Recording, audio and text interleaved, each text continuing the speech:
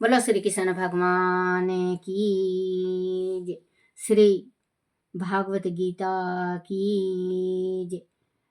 9वां अध्याय का महात्म। भागवत गीता में भगवान विष्णु बोले कि हे लक्ष्मी, मोक्षदायी कुरुक्षेत्र में चंद्र शर्मा नाम का एक राजा राज करता था। एक समय जब सूर्य ग्रहण लगा तो राजा ने बड़ी श्रद्धा के साथ काल पुरुष का दान करने की तैयारी की। राजा ने वेदों के ज्ञाता एक विद्वान ब्राह्मण को बुलाया। फिर उसने पुरोहित और ब्राह्मण के साथ तीर्थ स्थान पर पहुंचकर स्नान किया और वस्त्र धारण किए और लौट आए। राजा ने यथोचित विधि से भक्ति पूर्वक ब्राह्मण को काल पुरुष का दान कर दिया। तभी काल पुरुष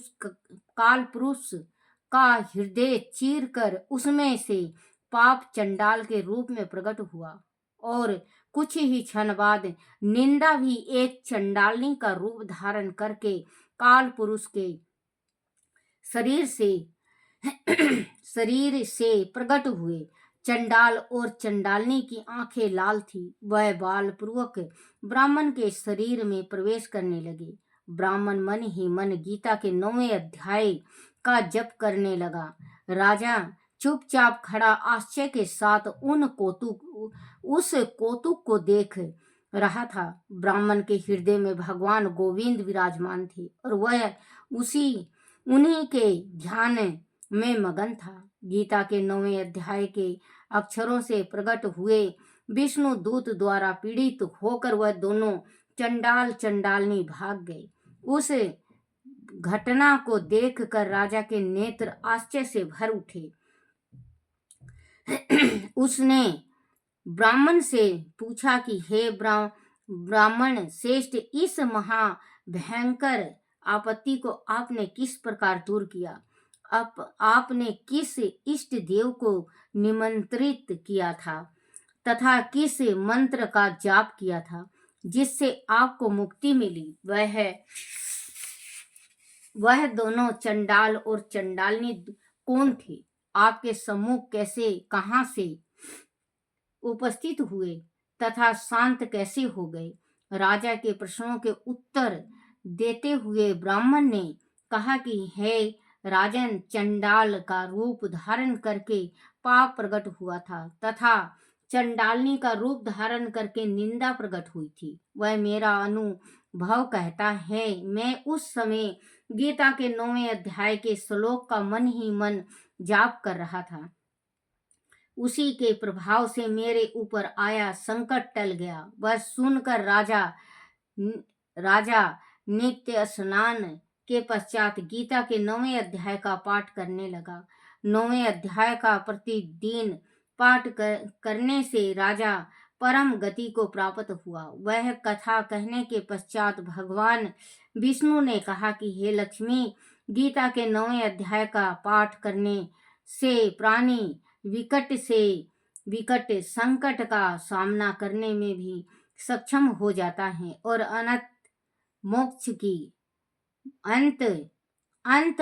की प्राप्ति होती है। बोलो श्री कृष्ण भगवान की जय। श्री कृष्ण गोविंद हरे मुरारी, हे नाथ नारायण वासुदेवाय, हे नाथ नारायण वासुदेवाय, हे नाथ नारायण वासुदेवाय। गीता सार। क्यों व्यर्थ चिंता करते हो, जिससे व्यर्थ डरते हो? कौन तुम्हें मार सकता है? आत्मा ना पैदा होती है ना मरता है। जो हुआ वह अच्छा हुआ, जो हो रहा है वह अच्छा हो रहा है, जो होगा वह भी अच्छा ही होगा। तुम भूतकाल का पश्चाताप ना करो, भविष्य की चिंता ना करो, वर्तमान ही चल रहा है। तुम्हारा क्या गया जो तुम रोते हो? तुम क्या लाए थे जो तुमने खो दिया? तुमने क्या पैदा किया था जो नाश हो गया? ना तुम कुछ लेकर आए, जो लिया यहाँ से लिया, जो दिया यहीं पर दिया, जो लिया इसी भगवान से लिया, जो दिया इसी को दिया। खाली हाथ आया, खाली हाथ चले चले। जो आज तुम्हारा है कल किसी और का था, परसों किसी और का होगा। तुम इसे इसे अपना समझ कर मगन हो रहे हो। बस यही तुम्हारे दुखों का कारण है। परिवर्तन परिवर्तन संसार का नियम है। जिसे तुम मृत्यु समझते हो वही तो जीवन है। एक क्षण में तुम करोड़ों के स्वामी बन जाते हो, दूसरे ही क्षण तुम दारिद्र हो जाते हो। मेरा तेरा, छोटा बड़ा, अपना पराया मन से मिटा दो, फिर सब तुम्हारा है, तुम सबके हो। अब सबके हो ना, यह शरीर तुम्हारा है ना तुम इस शरीर के हो। यह अग्नि जल आयु पृथ्वी आकाश से बना है और इसी में मिल जाएगा। लेकिन आत्मा शाश्वत है, वह ही रहेगा। फिर विचार करो कि तुम क्यों हो। तुम अपने आप को भगवान को अर्पित करो। वही सबसे उत्तम सहारा है। जो इसके सहारे को जानता है वह भय, चिंता और शोक से सर्वदा मुक्त है। जो कुछ भी तू कहता है उसे भगवान को अर्पण करता चल। ऐसा करने से तू सदा जीवन मुक्त का आनंद अनुभव करेगा, मुक्ति का अनुभव करेगा। बोलो सियापति रामचंद्र भगवान की जय हो। श्री कृष्ण गोविंद हरे मुरारी, हे नाथ नारायण वासुदेवाय, हे नाथ नारायण वासुदेवाय, हे नाथ नारायण वासुदेवाय। बोलो श्री कृष्ण भगवान की जय। प्रता पाठ नियम जो सुबेरे जो पाठ करता है उसका बताया हुआ है। प्रत पाठ नियम नागलीला। श्री कुल यमुना धेनु आगे, जल में बैठे प्रभु जी आन के। नाग नागिन दोनों बैठे, श्री कृष्ण पहुँचे आन के। नागिन कहती सुन रे बालक, जाओ यहाँ से भाग के। तेरी सूरत देख मन दया उपजी, नाग मारेगा जाग के। किसका बालक पुत्र कहिए, कौन तुम्हारा ग्राम है। किसके घर तू जन्मिया रे बालक, क्या तुम्हारा नाम है। वासुदेव जी का पुत्र कहिए, गोकुल हमारा ग्राम है। श्री माता देव की जनिमिया मेनु, श्री कृष्ण हमारा नाम है। ले रे बालक हाथ दे कांगन, देखा कुंडल 1.25 लाख की बोरियां। इतना दर्व ले जा रे बालक, दिया नाग को लो चोरियां। क्या करा तेरे हाथों दे कंगन, काना दे कुंडल 1.25 लाख की बोरियां। श्री माता यशोदा दही बिलोए, पावा तेरे नाग का लो डोरियां। क्या रे बालक वेद ब्राह्मण क्या मारिया तू चाहना। नाग दल में आन पहुँचे अब कैसे घर जावना। नारे पदमनि वेद ब्राह्मण नानंद का में बालका। श्री माता यशोदा दही बिलोए ने तारा मांगे काले नाग का। कर चुंबे भुजा मरोड़ी नागी नाग जगाइया। उठो रे उठो बलवंत योधा बालक नथन को आइया। उठियो रे उठियो मंडली करा जा इंद्र वागुगर जाइया। बाके मुकुट पर झपट कीनी श्री कृष्ण जी मुकुट बचाइया। भुज के बल स्वामी खेच लिया जीव का बल प्रभु हरण किया।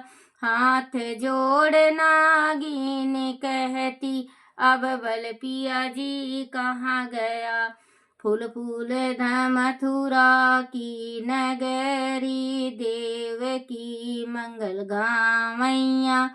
भक्त हे तू प्रभु जन्म लेकर लंका में रावण मारिया। काली वासुकी नाग नथिया मथुरा में कंस पछारिया। सप्तद्वीप नौ खंड 14 सभी तेरा है पसारिया। सूरदास प्रभु तेरा यश गावे तेरे चरण तो बलिहारिया। चंदा प्रभु जी तेरे यश गावे तेरे चरण ते बलिहारिया। बोलो श्री कृष्ण भगवान की जय हो। आरती तुलसी जी की।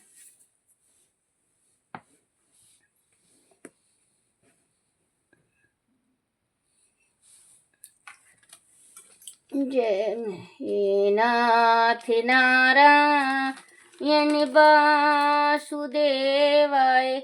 हे नाथ नारायण वासुदेवाय। श्री कृष्ण गोविंद हरे मुरारी। हे नाथ नारायण वासुदेवाय। तुलसी महरानी नमो नमो। हर की पटरानी नमो नमो। धन तुलसी पुराण तप कीनो शालिग्राम महापटरानी। नमो नमो तुलसी महरानी। नमो नमो हर की पटरानी। जाके पात्र मझीरी कोमल। जाके पात्र मझीरी कोमल। श्रीपति कमल चरण लिपटानी। श्रीपति कमल चरण लिपटानी। तुलसी महरानी नमो नमो। हर की पटरानी नमो नमो। धूप दीप नैवेद्य आरती। धूप दीप नैवेद्य आरती। पुष्पन की वर्षा बरसानी।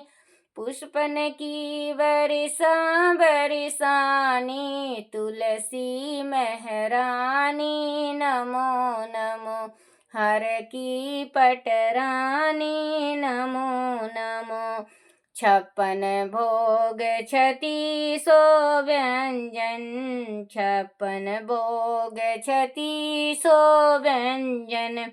बिन तुलसी हरि एक न मानी, बिन तुलसी हरि एक न मानी। नमो नमो तुलसी महरानी, नमो नमो घर की पटरानी। सभी सखी मैया तेरो यश गावे, सभी सखी मैया तेरो यश गावे। भक्ति दान दीजो महरानी, भक्ति दान दी जो महरानी। तुलसी महरानी नमो नमो हर की पटरानी, नमो नमो तुलसी महरानी, नमो नमो हर की पटरानी, नमो नमो। बोलो तुलसा माता की जय हो, बोलो श्री कृष्ण भगवान की जय, गीता माता की जय हो।